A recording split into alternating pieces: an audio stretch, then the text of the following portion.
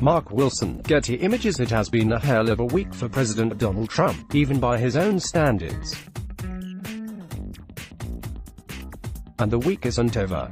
In just 2 days, Trump snubbed a key NATO ally again, made remarks about Jews that were widely criticized as being anti-Semitic again, flip-flopped on a key economic proposal again, and backed off from supporting stronger background checks for firearm purchases amid pressure from the NRA again.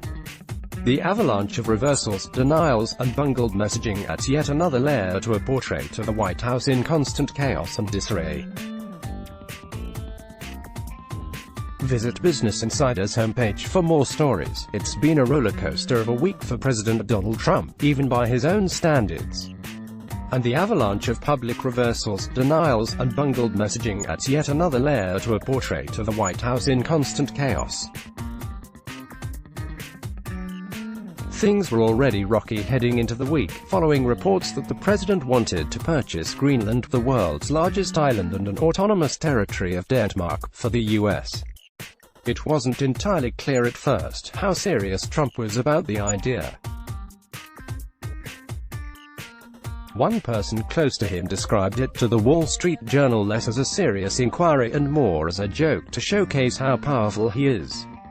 The person noted that since Trump hadn't floated the idea at a campaign rally yet, he probably wasn't really considering it.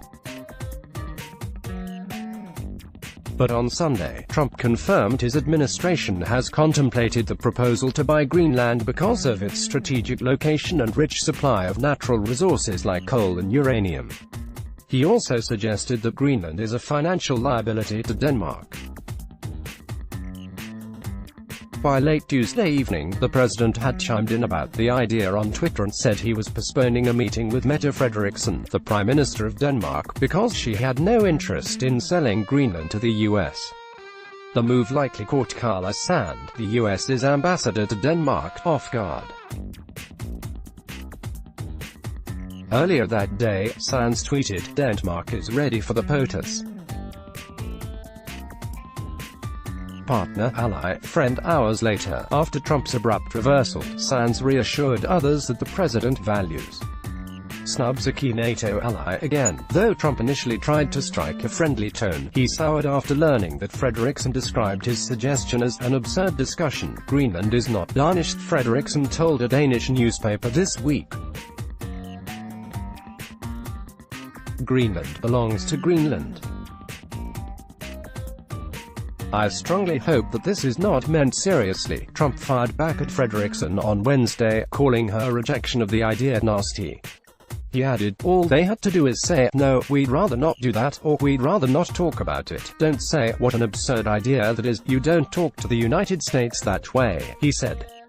"At least not under me." Asked about Trump's remarks, Frederiksen said, "I'm not going to enter a war of words with anybody, nor with the American president." Trump, in characteristic fashion, responded by falling back on a familiar and misleading line of attack when he criticized Denmark for not meeting NATO's defense spending target of 2% relative to GDP. For the record, Denmark is only at 1.35% of GDP for NATO spending, Trump tweeted. "They're a wealthy country and should be at 2%. We protect Europe, and yet only 8 of the 28 NATO countries are at the 2% mark. The United States is at a much higher level than that." He added, "Because of me, these countries have agreed to pay $100 billion more, but still way short of what they should pay for the incredible military protection provided." Sorry. Trump has repeatedly railed against European members of the alliance and accused him of not spending enough on their own defense and relying instead on the U.S. military's protection. But defense experts say Trump's transactional approach to foreign policy represents a fundamental misunderstanding of the strategic role NATO plays in preserving the global order.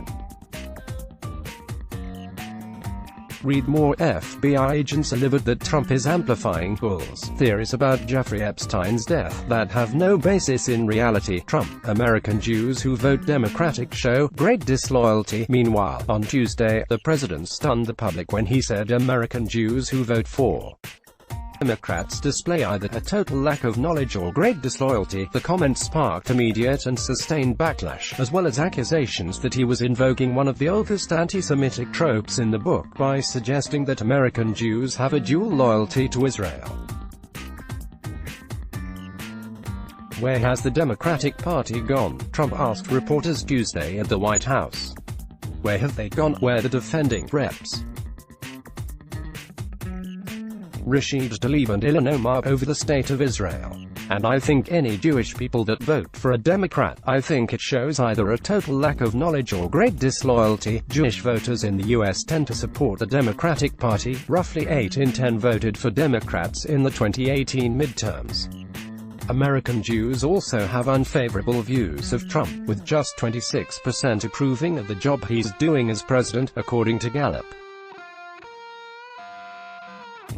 But Trump's comments on Tuesday painted Jews as a monolith and a group that should somehow be treated differently than others.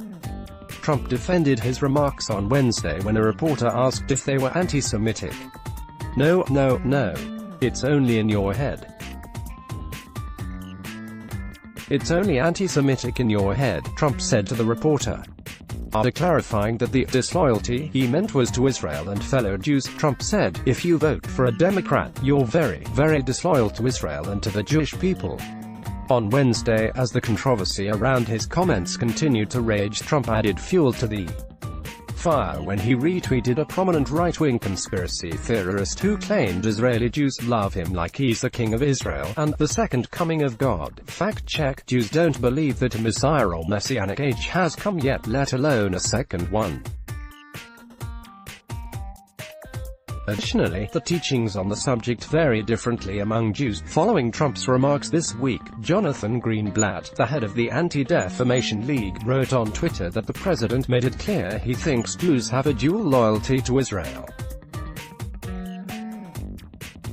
This anti-Semitic trope has been used to persecute Jews for centuries. He should apologize immediately. Jews have had a long history of being in countries where we are accused of being disloyal, Aaron Kiak, the former head of the National Jewish Democratic Council, said in a statement to Insider.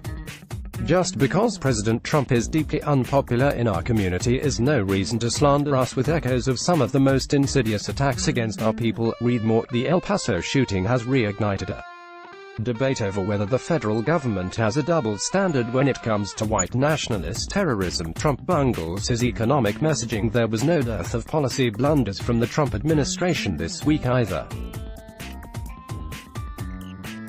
The president spurred confusion when he flip-flopped on whether he was considering payroll tax cuts to boost the economy amid fears of a recession.